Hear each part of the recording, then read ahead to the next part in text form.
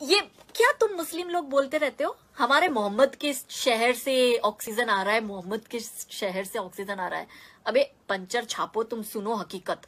तुम कल भी टायर में ही हवा भर रहे थे, तुम आज भी वही काम कर रहे हो और भविष्य में भी तुम टायरों में हवा भरने का ही काम करोगे। ये आरएसएस के जहरीले आतंकवादी अभी भी आतंकवाद फैला रहे हैं। जुबान से इनके गाय गोबर गौमूत्र ही निकलता है, क्योंकि मूत्र पीते हैं, गोबर खाते हैं, इसीलिए दिमाग में गोबर और जुबान पर गोबर। गुफा में पैदा होते हैं, इसीलिए गुफा पुत्र और गुफा पुत्री की तरह बात करते हैं। अस्सलामु अलैकुम रहमतुल्लाहि व बरकातुहू।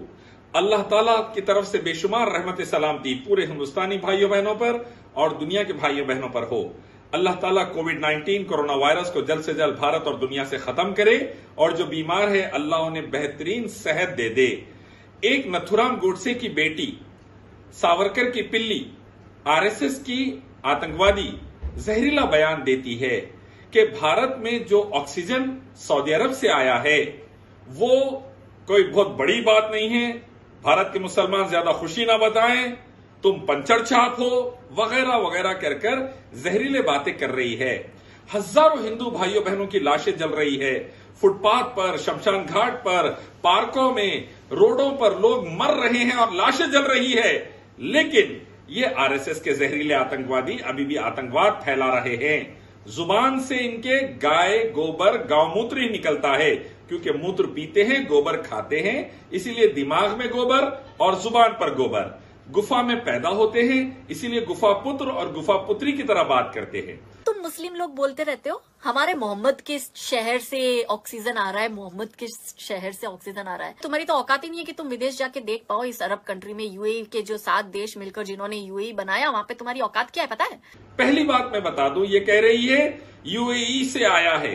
यूएई से नहीं आया, सऊदी अरब से आया है। कह रही है 7 स्टेट्स मिलके यूएई बने। अरे दीवानी, तेरे को गोबर भक्त इतना नहीं मालूम कि सऊदी अरब अलग है, यूएई अलग है, 2 अलग अलग देश है। व्हाट्सएप यूनिवर्सिटी के गुफा पुत्रों और गुफा पुत्रियों, थोड़ा फैक्ट्स पढ़ो, पहले जान लो, उसके बाद बात करो। सऊदी अरब अलग देश है जहां मक्का मदीना है, रियाद है, जिद्दा है, और यूएई अलग देश है जहां दुबई है, अबू धाबी है, अलैन है, अल-फुजरा है, वगैरह वगैरह। पहले मालूम करो, ज्योग्राफी थोड़ा सीखो, नहीं समझ में आ रही तो हमारे से सीखो। दूसरा ये कह रही है कि वहां से आया तो कोई बड़ी बात नहीं है। हजारों ने, लाखों ने, करोड़ों हिंदुस्तानी परेशान हैं, ऑक्सीजन के लिए मर रहे हैं, परेशान हो रहे हैं, लाखों रुपए खर्च कर रहे हैं, ऑक्सीजन अवेलेबल नहीं है।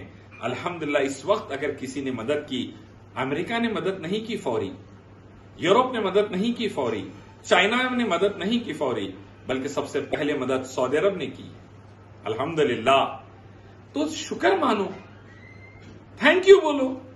लेकिन जहर तुम्हारे दिमाग में नथुराम गोडसे ने भर दिया, सावरकर अंग्रेजों के एजेंट ने भर दिया, तो तुम जहरीले बातें कर रहे हैं। इससे और बर्बादी आएगी, तेरे घर में बर्बादी आ सकती, समझ जा। क्या बोलते मोहम्मद के शहर से ऑक्सीजन? अबे पंचर छापो, तुम कल भी टायर में ही हवा भर रहे थे, तुम आज भी वही काम कर रहे हो और भविष्य में भी तुम टायरों में हवा भरने का ही काम करोगे। इंसान के फेफड़ों में हवा भरने का काम तुम्हारा नहीं है। दूसरी बात ये कह रही है पंचर छापो, तुम ज्यादा कुछ नहीं कर सकते, तुम हवा नहीं दे सकते। 80 मेट्रिक टन हवा अल्हम्दुलिल्लाह मक्का मदीना से आ गई है, एक अल्लाह के करम से, और शिफा देने वाला वही है।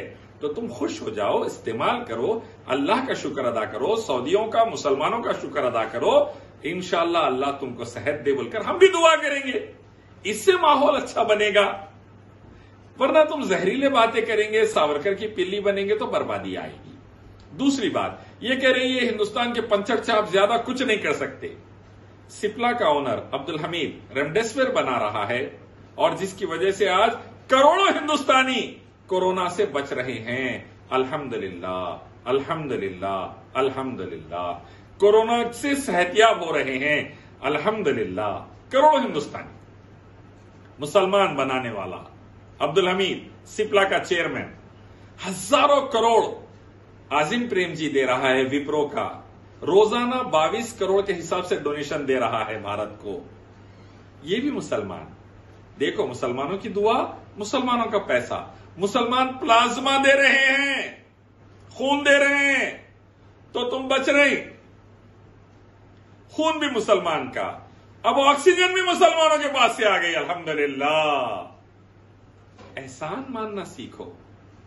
मुसलमान अल्हम्दुलिल्लाह पंचर छाप था, ऑक्सीजन के सिलेंडर्स बना रहा है, फ्री में ऑक्सीजन बांट रहा है, दवा दे रहा है, प्लाज्मा दे रहा है, ऑक्सीजन दे रहा है, और क्या होना अल्हम्दुलिल्लाह।